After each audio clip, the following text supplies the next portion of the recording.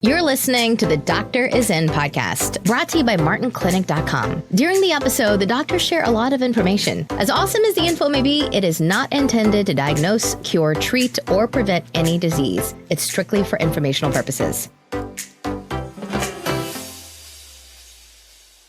Linda would like to know how long to stay on the probiotic and digestive enzymes with leaky gut. How long to stay on the probiotics? And digestive enzymes. So, that's a good question, because leaky gut is one of those things that there's a kind of a scale of what when we talk about leaky gut. There's really a scale of what we look for. On one end, you have somebody that has really no digestive symptoms at all, and they've got, most of their health is pretty good, but they got leaky gut going on. Now, remember, leaky gut's kind of that starting point. Years ago, we wrote a book called Are You Built for Cancer? And then lately, we've been talking a lot more about the 3 seeds of disease. But the idea being that leaky gut is kind of that first step that happens as you move towards disease. So you have, on one end, you have some people that they're healthy, but they do got some leaky gut issues going on. And on the other end, you have somebody who has like full-blown digestive issues or skin issues, or maybe even like brain issues going on, or joint issues. So that's a pretty wide range. So generally speaking, like probiotics, I don't know how many years ago, Dad, did we kind of change our stand on that? 4 or 5 years ago about that? At least. Yeah, where we recommend people take probiotics every day. They don't have to take the 3 capsules every day. I take 3 capsules every day just because of my digestive history. But I would definitely recommend taking probiotics every day, just because there are so many things. There are so many things that we do every day that absolutely kills our good bacteria, and a lot of stuff we just can't control. It's just part of living on planet Earth. That's the environment that we live in today. So because of that, we're always at risk for leaky gut. We always recommend probiotics. Now, digestive enzymes. That was the second part of the question, Brandy. So, all right. So digestive enzymes. So the interesting thing about digestive enzymes is that once you kind of cross that 35-year-old mark, you naturally make less enzymes anyways. And there are some pretty interesting theories on aging. One of them being the decrease or the decline of natural enzymes as we age, which then affects our ability to break down food, affects our ability to repair muscle and tissues and all those kind of things. I would generally, if you have a history of digestive problems, I would take digestive enzymes pretty routinely all the time. If you don't, correct the issue, and then you can move on from that as well. So again, it's a long way of saying it depends. Yeah. Well, a couple of things too, and we sort of mentioned these on our live Facebooks in the morning. We've been talking about, after you put out the email on digestive enzymes, as I had a lot of questions about that afterwards, and I did a whole I think it was yesterday or the day before, Brandy, that we talked about the brain and medications that affect the brain in long term. The number one that affects the brain long term are antacids. And how many people have digestive issues, acid reflux? I mean, it's like an epidemic today. And the reason for that is, well, twofold. One of them is insulin for sure. But the other one is a lack of, like Tony Jr. was saying, lack of enzymes as we get older. And you need, it's not what you eat, it's what you absorb. So if you're not absorbing those important minerals and the nutrients that your brain needs, it affects everything. And on probiotic, just remember, when we say leaky gut, what we know about the microbiome today compared to what we knew 10 years ago, even, it's incredible that whole battle that goes on in your body between good and bad bacteria. So I tell you that part of our foundational supplements is probiotic and digestive enzymes. I tell you, the more we study digestive enzymes and what we do, and our enzymes, like, they're so broad spectrum. And if anybody that's listened to me in the past knows how much I love oil of oregano, well, we have oil of oregano in the digestive enzyme to fight H. pylori and SIBO and SIFO and all those things that get into the gut, including yeast, that should never get past your stomach, but does. So anyway, a long answer again to say, yep, I'd stay on both of them. You can't go wrong. Yeah. Forever. Yeah, I mean, I've been on them for a long time, and I have no intention of stopping. I feel a lot better on them, right? So, all right, Brandy, what's up next? Lori takes the blood boost because she's borderline anemic. Yeah. She's wondering if she should also take heme iron. Also take heme iron? Well, yeah, heme iron. Yeah. Do you want to answer that, Dad? Well, I say eat it. Yeah. What's that? Like heme iron is found in steak, right? And liver. So I always tell people, you don't have to take heme iron in terms of a supplement. Take heme iron when you eat it. Our blood boost has a tremendous, I think it's iron glycinate. It's already been chelated. It's rapidly absorbed in your bloodstream, but eat your iron too. Like, the heme iron is found in red meat. So that's what I would tell you to eat. Mm-hmm. Yeah. And then if you have digestive issues, take enzymes as well, which will help break that down. But yeah, I would agree. Yep. I would eat my heme iron. And then if you're anemic, the blood boost and B12 is what I would also, if you're slightly anemic, I would be taking B12 also. Because again, we say this a lot, but it's important to understand this aspect of anemia as well. Is anemia is a symptom. It's not a cause. Anemia is not a diagnosis of anything. Anemia is a symptom of something. And it's important to understand that, because a lot of times when you go get your blood work done, the doctor will say, oh, you're anemic, which is great. That's just pointing out a symptom. It's not telling you why you're anemic. So you always want to know what the cause is. And there's a ton of reasons why somebody becomes anemic. Usually digestive issues is a big one. They're missing either intrinsic factor in their stomach for B12, or they're just not breaking down iron, or they're not getting enough iron. A lot of people just don't get enough iron in their diet. So that's why we would recommend, if you can, eat your heme and then also take the blood boost, because of the form of iron is very easy to digest. All right, Brandy. Marilyn was wondering if statin drugs are causing the widespread problems with gallbladder. If statin drugs are causing the it's a good question, actually. I'd have to actually think about that to see what the mechanism of that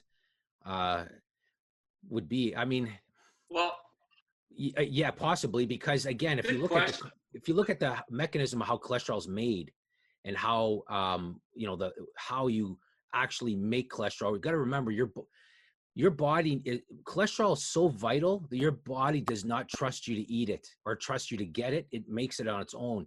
And in fact, they've shown that even by eating less cholesterol, your body doesn't make less cholesterol. It has a very little effect on your body's ability to even make, it doesn't decrease it. That's how much you need it. So when you take a drug that artificially decreases your ability to make cholesterol, and will it have an effect on the organ like gallbladder that does have the bile?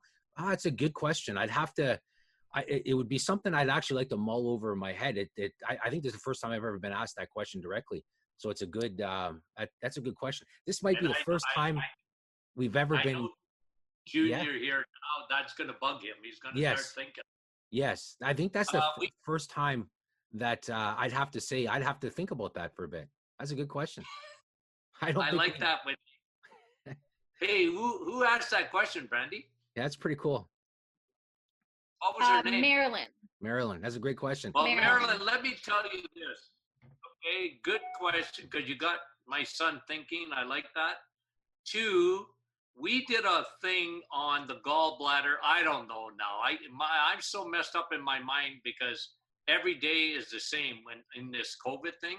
Like, I haven't got out of that yet. But a little while back, we talked about the results of a low-fat diet. Remember what your gallbladder is for. Your gallbladder is a reservoir for bile. And the gallbladder is very important. The problem that we've had 2 generations now, not 1, 2 generations, almost 3 generations of people that have been eating a low-fat diet, much to the detriment of their gallbladder. Because I explained this morning even, that saturated fat, your body needs saturated fat. It's absolutely essential. And you only get saturated fat from the animal kingdom. And since we stopped cutting back, we cut back and we went fat-free 30, 40 years ago. The whole world went fat-free because fat was cholesterol and fat wasn't good for you. But it destroyed the gallbladders of a lot of people, because the gallbladder is there to work on fat. You need fat to absorb. Anyway, I could go into great detail, but just to say that, yeah, maybe statin drugs have played an effect on that, lowering cholesterol. And I tell you, the fat-free diet, though, has really been a dangerous diet. Yeah, because you look at other causes of gallbladder and everything else. You look at it, even like the effect that estrogen, like imbalances, like an estrogen dominance has on the health of the gallbladder. You look at antacids that people are taking and stuff like that. But yeah, no, I'll have an answer for that, because I'm going to go down the rabbit hole now and find that out, because it's an interesting question. All right, Brandy. Kristen has a Baker cyst behind her kneecap. Could it be removed, or would it come back? That's a good question, actually. The problem with the Baker cyst is that becomes a real weak area, and you're more at risk for, like a lot of sports injuries. A lot of times they end up having, you catch a Baker cyst, it's not really causing any issues. You just take an X-ray, you'll see it. You could have it. The problem is that I don't even know if the problem is it coming back as much as what it's going to do to the area. I mean, if it's giving a lot of issues. My experience is also treating injuries that was not the cause of their problems. We just happen to catch that on an X-ray. A lot of times they've got some kind of inflammation underneath the kneecap. They've got the meniscus or either the menisci, either one, that's giving problems. The kneecap isn't tracking properly also. I would go through all those things before I would worry about getting out of Baker cyst. But that's just from personal experience treating a lot of knee injuries over the years. I don't know. What would you say differently, Dad? No, and I agree with that. Orthopedically, you used to look for other. I think it was more of a side issue. They always had some other type of injury in the knee, and then like the problem, like Baker cyst, sometimes can be, it can be dramatic. You get a cortisone shot or whatever. Yeah. And it can be dramatic and it relieves your pain. Well, good for you. But the problem is that you don't want to be constantly rinse and repeat with cortisone. No, because your patellar tendon gets weak. Yeah. Now you're looking for trouble down the road. So yeah, I would look at, if you're getting knee pain though, I would look at a whole bunch of other causes first before going down that path. All right, Brandy. Catherine would like to know what causes uric acid and how can we lower it? All right. My dad's pretty much written 10 books on uric acid, so I'll let him answer this question. Well, look, I mean, the big thing is diet. It's diet. It's insulin resistance. If you have high levels of uric acid, I'm going to tell you one thing for sure. It's insulin resistance. And some people just cannot, they don't do well with carbohydrates at all. Even good carbs like fruit, it's fructose. Fructose is the number one cause that elevates insulin. A lot of people cannot secrete. Uric acid gets converted to urea. You're supposed to pee it out. A lot of people don't pee it out properly. And for them, you got to change your diet big time. And you just don't compare yourself to anybody else. If you got uric acid, it is one of things in metabolic syndrome. And you got trouble with carbohydrates. So flip your diet. That's the number one thing you ought to do. And cut your fruits out. First, I call fruits God's candies. And for some people that make uric acid, you can't have many. Cut out your bananas, cut out your apples, cut out your grapes. Have a few berries, but don't have a lot of fruit. for people that make high uric acid. Yeah, because that's a lot of times a stealth cause of what's giving them high uric acid. Because again, like fruit, I mean, in a lot of ways, some fruit is good for you. But you know, along came the 5 servings of fruit and veggies a day, and that kind of messed a lot of people up. So, but yeah. All right, Brandy. Joe would like to know how your digestive enzymes are different from probiotics. Yeah, so that's a good question. Now, digestive enzymes are basically enzymes. We've picked a whole bunch of them that we think are important for breaking down all the aspects of food. Whereas probiotic is a good bacteria. Now we do have one probiotic in our digestive enzyme, and that's because we kind of looked at our digestive enzyme as 2 parts. One part to help break down food. The second part is knowing that because they need enzymes in the first place, they're going to have real issues with leaky gut. So we wanted to throw a few things in there that's going to kill kill the bad bacteria, help the good stuff out. And then we threw in a very specific probiotic to help with that. But the enzymes are to break down food, help you digest food and help you absorb better because your nutrients are broken down. Whereas a probiotic, you're just replacing good bacteria and you're supporting the microbiome. So they're 2 different things. They're both, both have their parts in digestion. Enzymes typically help higher up in the digestive process, but we did throw a few enzymes in there that help at late stage digestion as well, because a lot of foods get kind of stuck in the bowels, and so a few enzymes in there help with that. But and probiotics are again, you have a couple of pounds of bacteria that live all skin, bowels, brain. What's interesting, they used to think the brain was sterile, and not even that long ago, not even 5 years ago, I think they used to think the brain was sterile. And then they started finding out that a lot of things are actually in the brain. Now they know that the brain has its own microbiome, which again, we've been talking about for a long time, but that is things. So enzymes and probiotics are 2 very different things, but 2 equally important things for digestion. If you have bad microbiome, there's a good chance you also have bad enzyme production. So they kind of play off each other. All right, Brandy.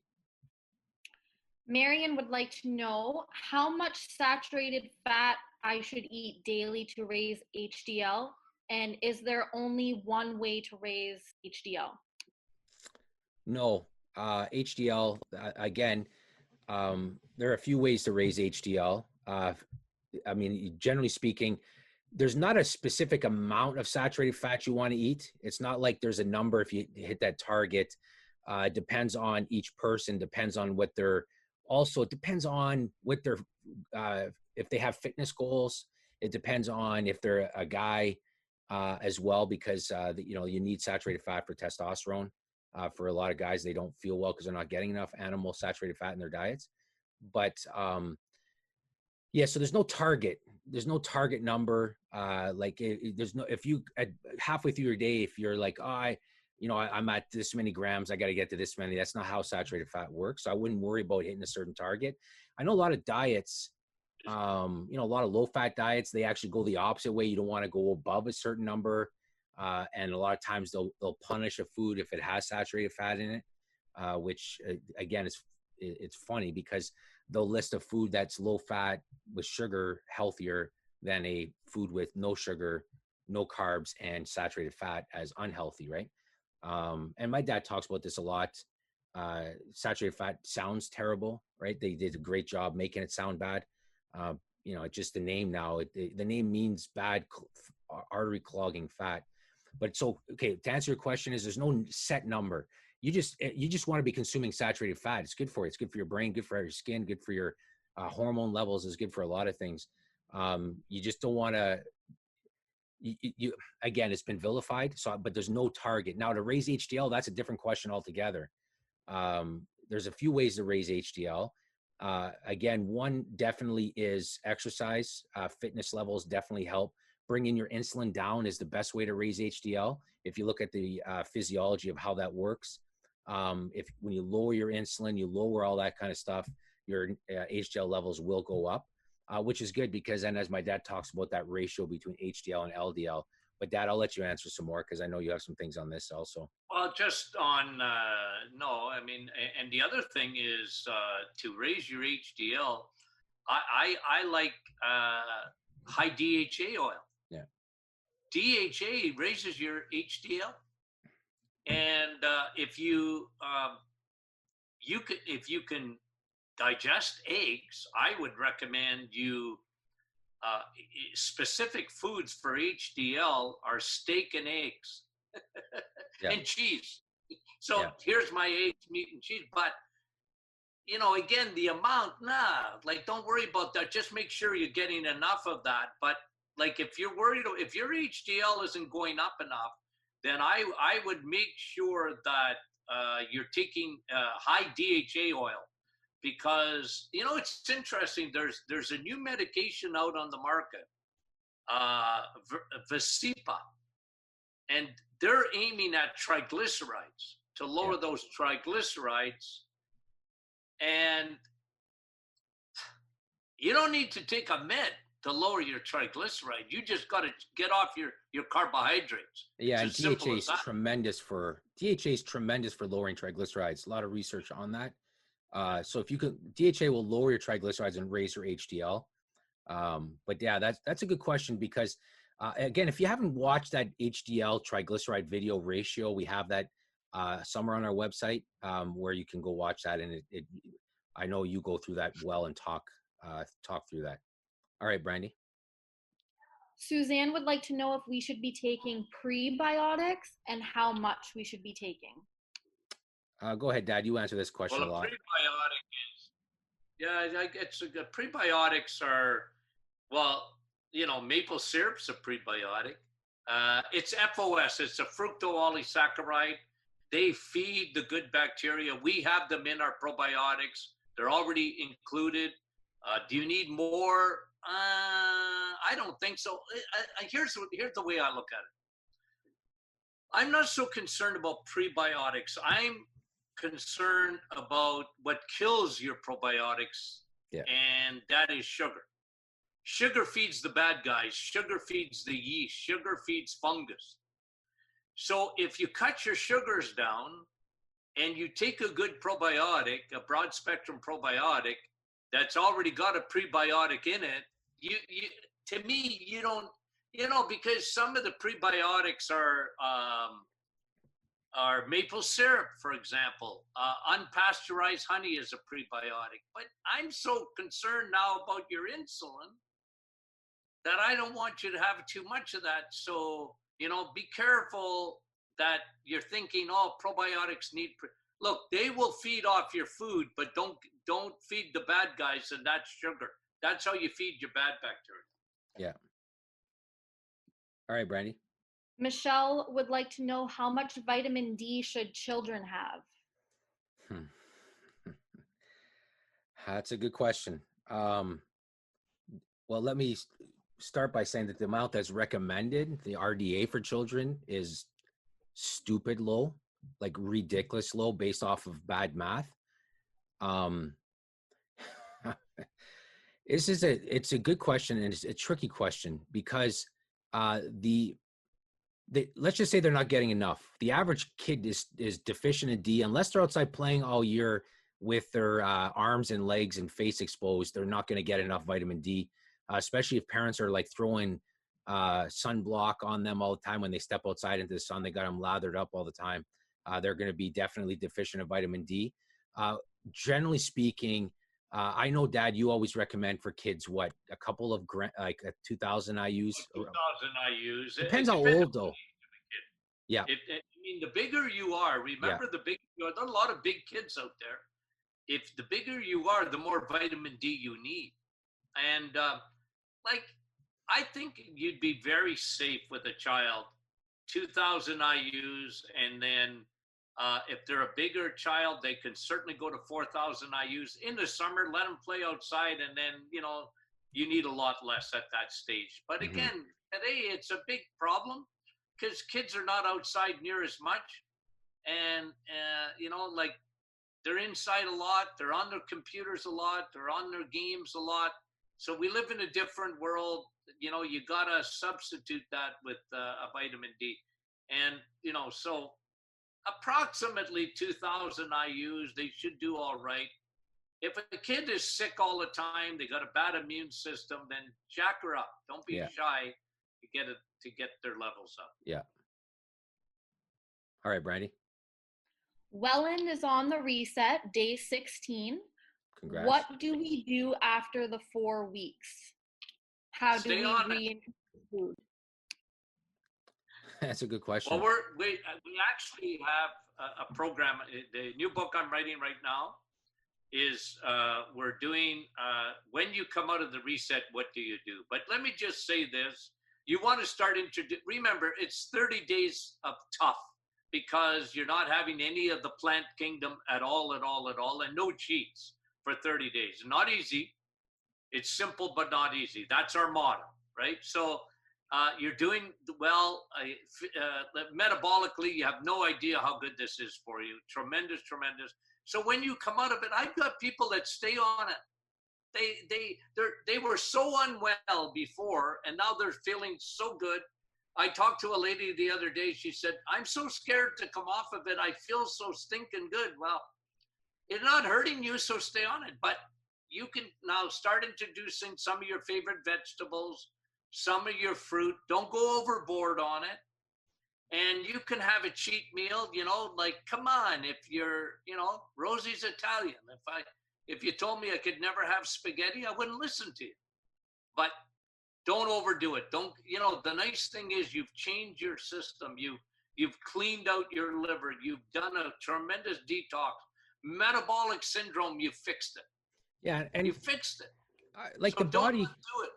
And the body gives you like, they have like, you know, like there's like a little, like 3 things that people kind of use to gauge when they start eating normal again, which is what they call the hunger, energy, and cravings, right? Like when a lot of people will tell you when they're eating on the reset that they really aren't hungry and they're not craving a lot of things.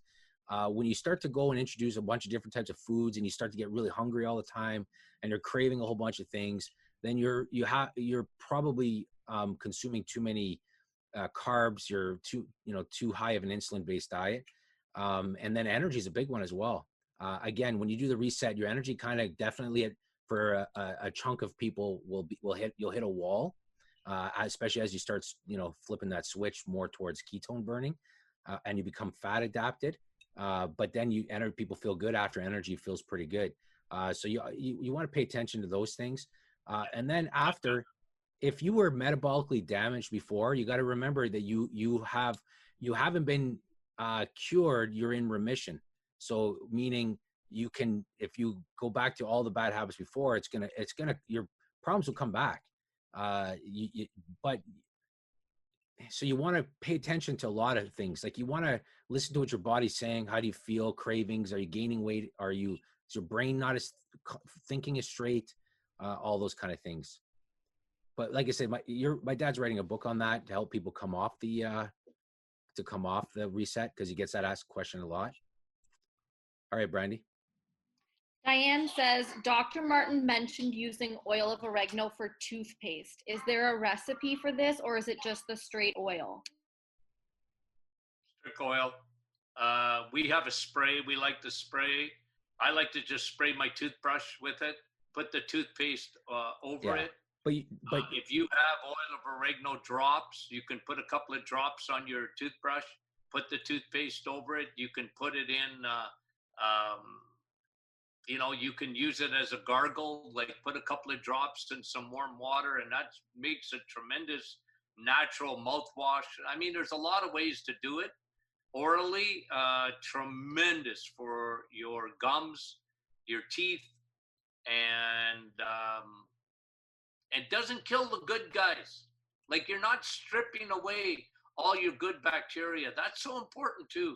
Like, we were just talking before we came on about this, every day you get something new on COVID. Right now they're finding out that the surfaces, it's, what you got to clean the surfaces 10,000 times a day. People are walking around in bubble wrap. They're so scared. Yeah. That's People were not walking true it. anymore. No, They said, oh, sorry, no. sorry. Yeah. For all the people that went out and bought 50 boxes of what are the handy wipes and all. Well, yeah, and then people were taking their food, moving it from one box into the other, and it's like the box had to be quarantined for 14 days before you could take it out, and it was just that's not how viruses work. That's not how it works, and we knew that would come out, and sure enough, that they're showing that it doesn't. So, before we move on, two things we know about this virus that we didn't know at the start is it doesn't transmit on surfaces like they thought it did.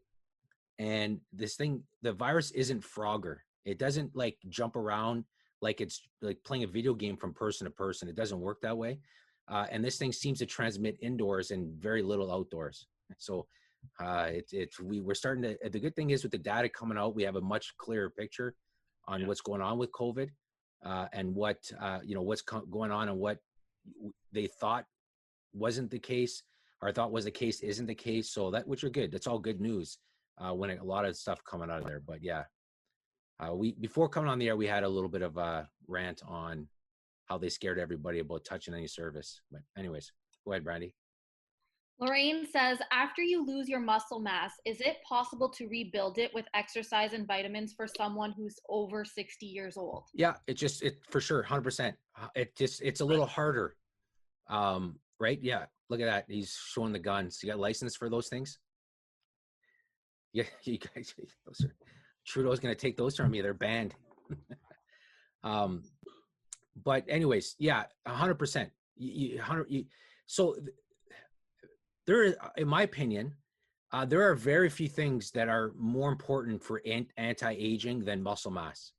A lack of muscle mass leads to osteoporosis, leads to injuries. It leads to shortened life. There's no question. Affects your brain. We know that. Strong legs, strong brain. So there's a lot of aspects. You can build muscle at any age. As you age, you can absolutely build muscle. You can, and it takes a little bit more work to build the muscle. You have to eat a little bit different in terms of protein. You want to make sure you get enough amino acids in your diet. And you want to be lifting weights. I mean, there's not a person on the planet who shouldn't be lifting weights every day, or 3 times a week, or 4 times a week, or whatever your routine is. You should be working out all your body parts, lifting weights, because there's nothing more important for anti-aging than that. And every time you're lifting a weight, just remember you're putting it into the anti-aging bank, and you're going to cash out on that later. There's no question. Yeah. So, and the brain. Yeah. You're protecting the brain. Yeah. One of my favorite videos was that older lady bodybuilder who somebody broke in and then she beat him up, threw the table on him and everything. So yeah, you could build muscle at any age for sure. And that should be a big priority for everybody, anti-aging. No question. All right, Brandy. Terry says, I've been diagnosed with osteopenia. Mm-hmm. Can't take the prescription on my stomach. What do you suggest naturally?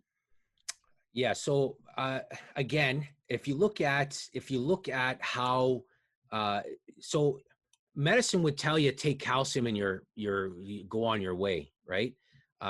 Unfortunately, that's not true. That's not true at all. So you need a strategy in a sense. So you have to start with, in my opinion, you have to start with digestive enzymes as well, because you got to make sure you're breaking down all those things that will give you the nutrients you need to help rebuild the matrix, collagen, all that kind of stuff. You want to be making sure you're getting enough protein, enough collagen as well, which is why we like bone broth quite a bit for that. You also want to make sure that you're getting in your diet magnesium, vitamin D, vitamin K. You want to make sure you're also getting stuff like selenium, boron, all those things. There's a lot that goes into it. And then you want to lift weights. You definitely want to be lifting weights. You want to strengthen everything around the bone as well. It's very, very difficult to have. Listen, I can't even think how it would be possible to have any kind of osteopenia, osteoporosis, anything without having a form of sarcopenia, which is muscle wasting.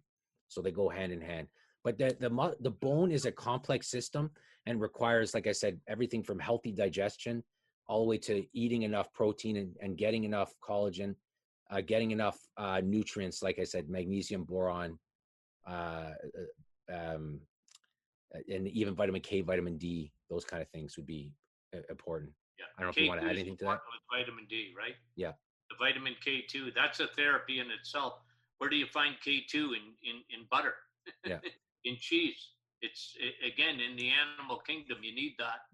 And but you can't emphasize that enough. You know, I am a big believer in you either use it or lose it. Mhm. And you know what? I have a good habit of exercising. And as a senior, I can tell you that to keep your proprioception, one of the things that Tony Jr. and I talked about for many a year, what happens to seniors, it kills them, the sarcopenia. Mm-hmm. Because when you have weak muscles, you are very, very vulnerable to falling and breaking your hip. And that can be the end for a lot of seniors. Like when they lose that, they're done. And so all I tell people, it's like, keep your flexibility and flexibility is muscle. It's strength.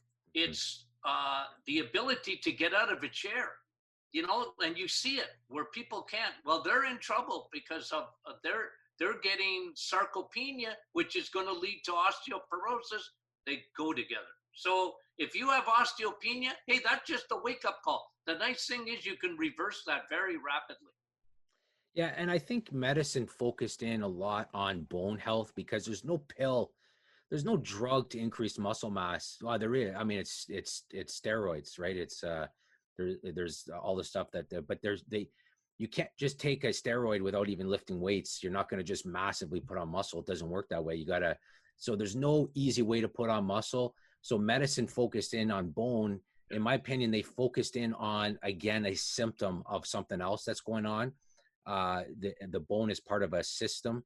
And again, so I think that they've done a disservice, to be honest with you, focusing in solely on bone health, not looking at the sarcopenia aspect and stuff like that. But that, as we said, I would definitely get on all those things and, you know, start lifting some weights, stuff like that. All right, Brandy. Susan would like to know, can you take digestive enzymes with the DHA before meals, or should they be taken separately? No, for sure, 100%. Some people need to take digestive enzymes at first just to take a lot of high DHA. Most people, our DHA is pretty well tolerated, but some people got to take DHA with food. So they take the enzymes, they take the DHA, and they eat. And that's fine. That's how I do it. I take I kind of take those things all at the same time, and then I'll eat. So that's, I saw somebody asking a question about they take a lot of different capsules at the same time. If you saw what I take at the same time, yeah, it wouldn't. Yeah, there's with peanut butter. Yeah, you're weird. All right, Brandy. Kristen would like to know, what's the difference between vitamin D and vitamin D3? Well, yeah. So again, D3 is the form that you would supplement with. So vitamin D is a generic. A lot of things in the body are that way. So a lot of things will say, for example, like they'll like a class of stuff, because vitamin D is a hormone, and so vitamin D3, which is that's the form in terms of supplement that you would take that would raise your vitamin D levels. And then when they check your vitamin D levels, they're checking for the 25, what is it, OH or so that's dehydroxy, yeah. So it again, the D3 is just in the supplement form, and it just raises your. It's kind of like, I guess the best analogy would be we use it for DHA and fish oils and stuff like that. They're all cars. It's just there's different brands of cars. Honda is different than a Toyota. A DHA is different than EPA. They're all omega-3s, but they all are different. And some of those things have, better uses for different things. But D3 is the form to take when it comes to raising your vitamin D levels. And generally, if you go back and look at the history of food, they started using fortified cereal. They put vitamin D2 in it. The problem with D2, it comes from plants, first of all. Yeah. And your body doesn't absorb it. It really, when they say fortified cereal, you could have 100 bowls of cereal in a day. You're not going to elevate your vitamin D levels one iota because it's D2 and not D3. D3 is what your body needs in order to elevate its dehydroxy level. So fortified is plants. The animal kingdom brings you, well, the sun is the best, but the animal kingdom brings you your vitamin D3, not D2. Yeah, which makes it a superior form, as you were mentioning. Much more absorbable. Yeah. All right, Brandy. Lori is asking, why do some doctors tell you to avoid dairy with hormone issues? Because you tell people to eat lots of cheese while on the reset. Yeah, good question. We don't know. I don't know why. It's not. It again. There are. Yeah, like it's so funny because there are so many fields in medicine that they can get along together. Nutrition is, I mean, there's so many different camps in nutrition. It's unreal. We get a kick out of some of the things that some people are dead set against. But yeah, I don't know, to be honest with you, I don't know what the reasoning would be. I have I've read various things, or I've heard different people say that, and I've tried to understand why they would say that. But, the biggest thing with dairy is some people can't tolerate dairy. I mean, that's it. I mean, and a lot of times when it talks about hormones is because so some doctors would attribute all hormone issues to some kind of food sensitivity, first of all, which it's not. I mean, it might be, but for a lot of people, that's not what's causing their hormonal issues to begin with. If you've taken their metabolic course or you've gone through that program, you would know that a lot of it starts with insulin. But yeah, I don't know why. That's a good question. We just tell people dairy, if they can't digest it, don't force the issue. You just can't. You can't digest it. Like I don't eat dairy because I don't tolerate it. I don't digest it. So, but when it comes to hormones, it's a good question. I don't know why they do that.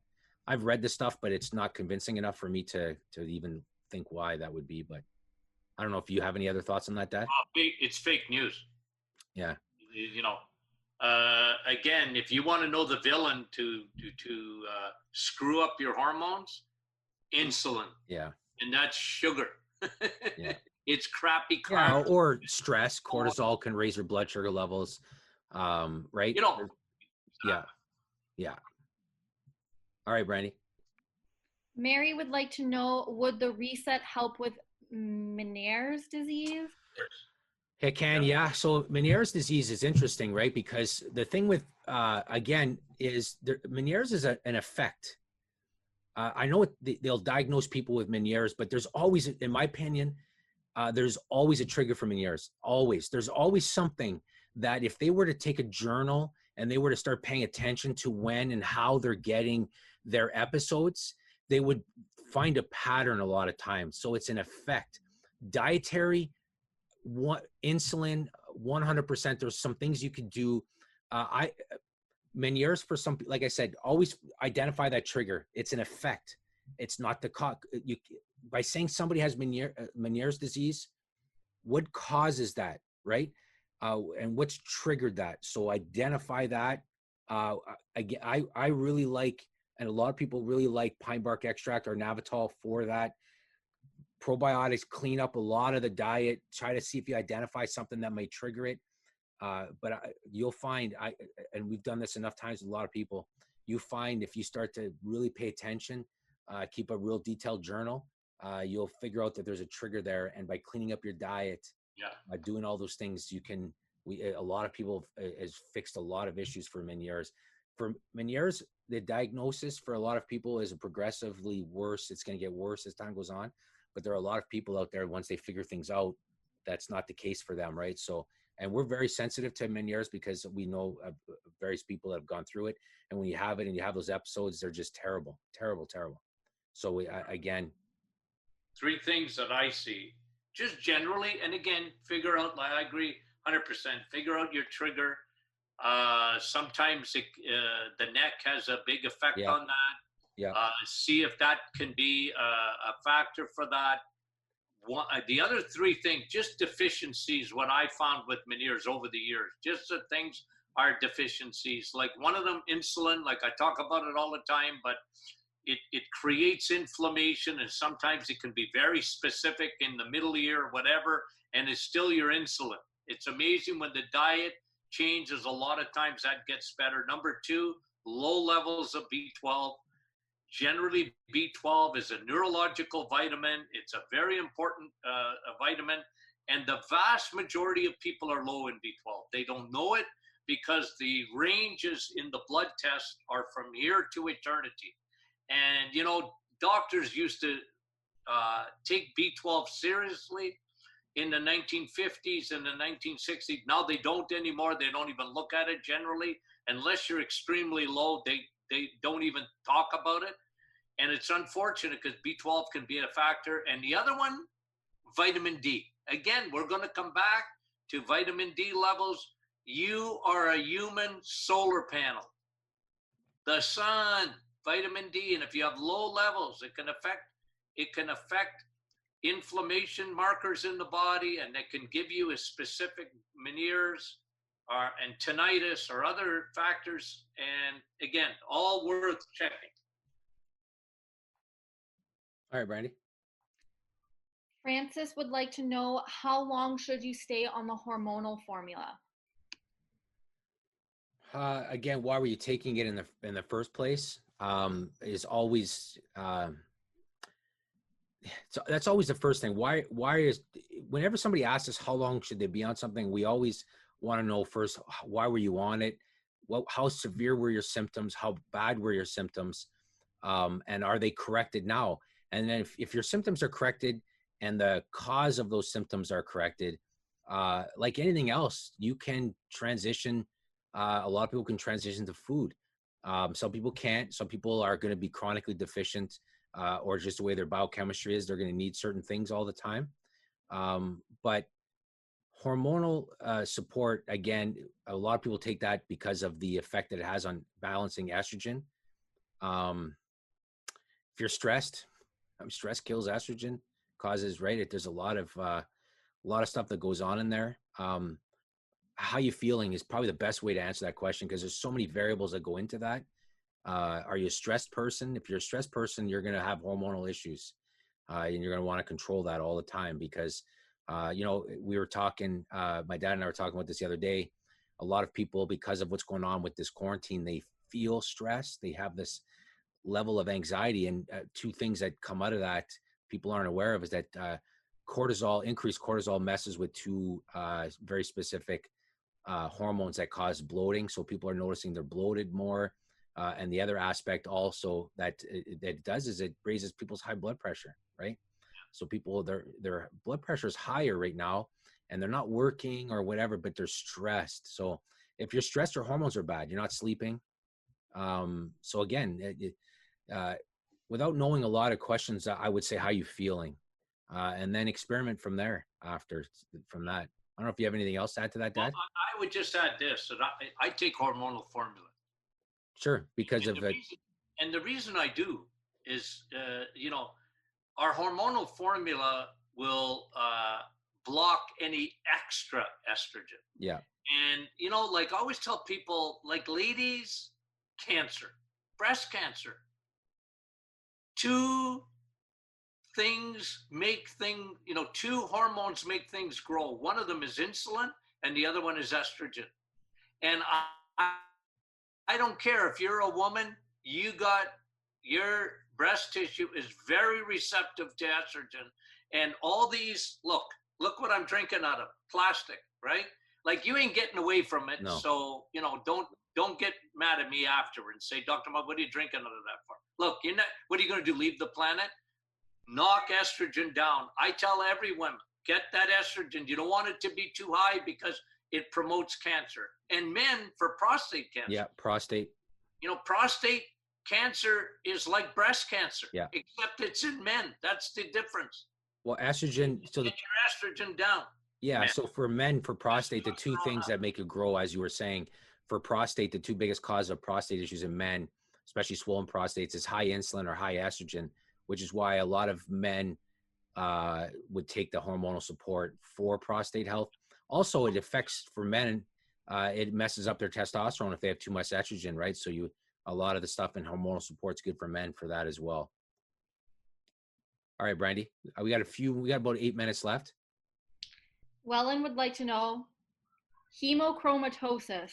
Mm-hmm. Is that right? Yep. I've been practicing. That is right, Dr. Brandy. I was practicing while you guys were talking. What can be done nutritionally for this condition? Go ahead, Dad. There's a few things. Clean out your liver. Yeah. Clean out your liver. Do the reset. Yeah. Because hemochromatosis is a liver problem. You're holding on to your ferritin, and you're holding on to iron, and you got, your blood is thick as molasses. So drink water, thin your blood out with H2O. I would have you on Navitol, very important, but clean your liver, empty your liver. You don't want to have fatty, hemochromatosis today. You know what, I should do a program on it because I see so much of it compared to what I used to see. Hemochromatosis, I remember, what is that? I could hardly, if I heard about it once a year, it would be not exaggerating. Today, yeah, it's like an epidemic, but it goes back to that liver, and we got fatty liver, non-alcoholic fatty liver is it's occurring in half the population today, if not more.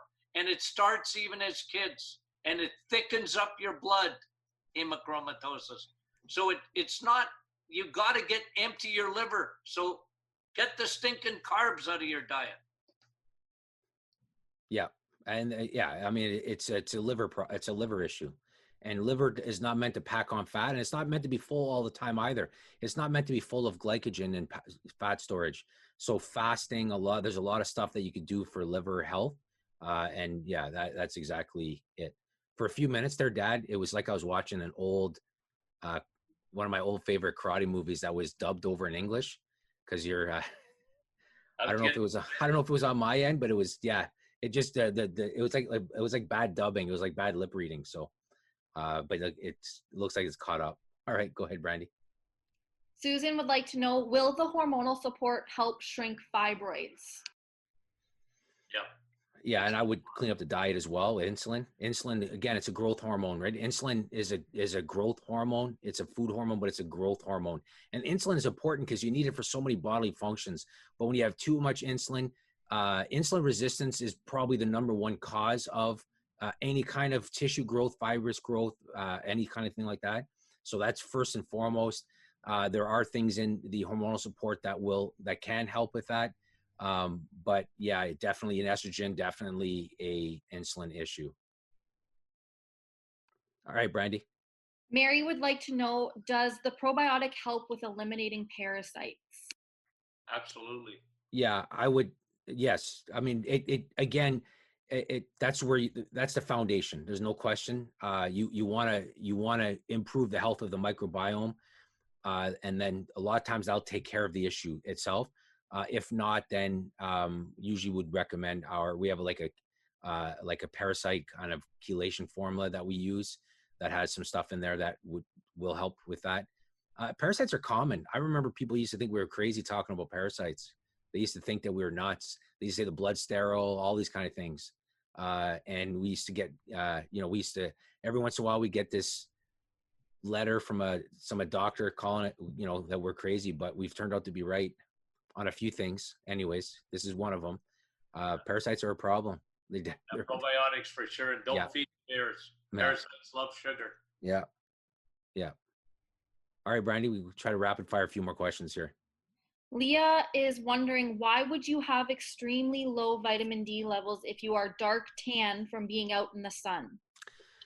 Yeah. So, and again, age. So there was a fascinating study that came out within the last month talking about how as we age, it's even harder for us to make vitamin D or even to get it from the sun. So you have to do, and to me, you have to look at vitamin D as a strategy to bring it up. To go out in the sun for a little bit may bring it up a little bit, But I think it has to be a year-round strategy, to be honest with you. I think you have to supplement. For some people that are really low, supplement and go out in the sun, get some testing, see how you're doing, and then kind of adjust your levels as well. Because if you're in the sun, again, if you're in the sun every day, it's different. You could be tanned and not go in the sun every day. So there are some variables there that are at play. But again, age plays a factor. Weight plays a factor. Diet, insulin resistance. Studies show that somebody's insulin resistant, they become more vitamin D deficient. So that's a factor. Fat soluble vitamin. Yes. So dietary. Yeah. Right? Yeah, for sure. So it's not just because somebody's tanned doesn't necessarily equal normal vitamin D levels, is what we're trying to say. There's more, it's a more complicated thing. Also, we kind of look at vitamin D as a biomarker. So meaning if it's a low, there might be something else going on in there as well. So that's how I would look at it. All right, Brandy, 1 or 2 more questions here.